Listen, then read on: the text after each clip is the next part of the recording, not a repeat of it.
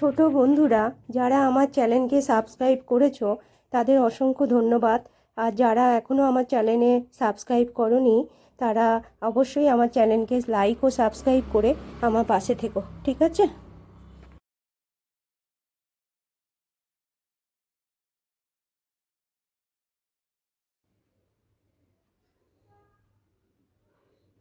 দেখো, পরিবেশ ও বিজ্ঞান বইয়ের এই পাতা যেটা আছে 17 আর 46 আর 47 যে পাতার যে পড়াটা আছে, তোমাদের এখানে কি বলেছে? কয়েকটি তৃণভোজী প্রাণীর নাম করো। ঠিক আছে, কি বলা হয়েছে? কয়েকটি তৃণভোজী প্রাণীর নাম করো। কি হবে এটা? হবে গরু, ভেড়া, খরগোশ, হরিণ, ছাগল। এরা হচ্ছে তৃণভোজী। এরা কি খেয়ে বেঁচে থাকে? না ঘাস, কচি ঘাস, পাতা, খড়, ঠিক আছে, এইগুলো খেয়ে বেঁচে থাকে একদম। আর তৃণভোজী প্রাণীদের আবার পরে প্রশ্ন আছে কারা খেয়ে বেঁচে থাকে। এগুলো কিন্তু খুব ইম্পর্টেন্ট, এগুলো আসতে পারে পরীক্ষায়, ঠিক আছে? এগুলো কিন্তু ভালো করে খাতায় নোট করো। তৃণভোজী প্রাণীদের খেয়ে কারা বেঁচে থাকে? কি হবে?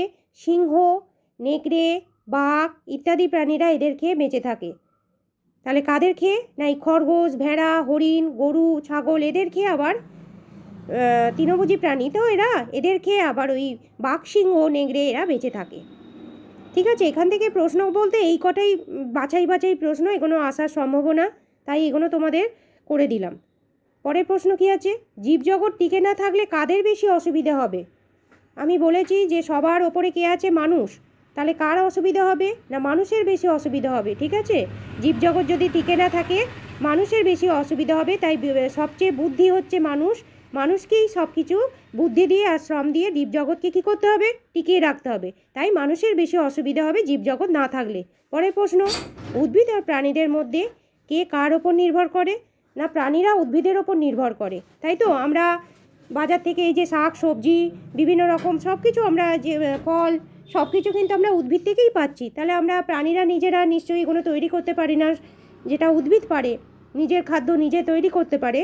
তাই আমরা পরোক্ষভাবে বা আমরা উদ্ভিদের ওপরই নির্ভরশীল, ঠিক আছে? এইগুলো আমি তোমাদের বাছাই করে এগুলো দেখিয়ে দিলাম। তোমরা কিন্তু এগুলো অবশ্যই খাতায় নোট করো, আর এগুলো ফলো করলে তোমরা উপকার নিশ্চয়ই পাবে। বারবার তোমাদেরকে বলে দিচ্ছি, অবশ্যই উপকার পাবে। তোমরা আমার চ্যানেলের পাশে থেকে আমার চ্যানেলটিকে আরও সমৃদ্ধ করো। অবশ্যই একটা লাইক করে দিও এবং কমেন্ট করো। সবাই ভালো থেকো।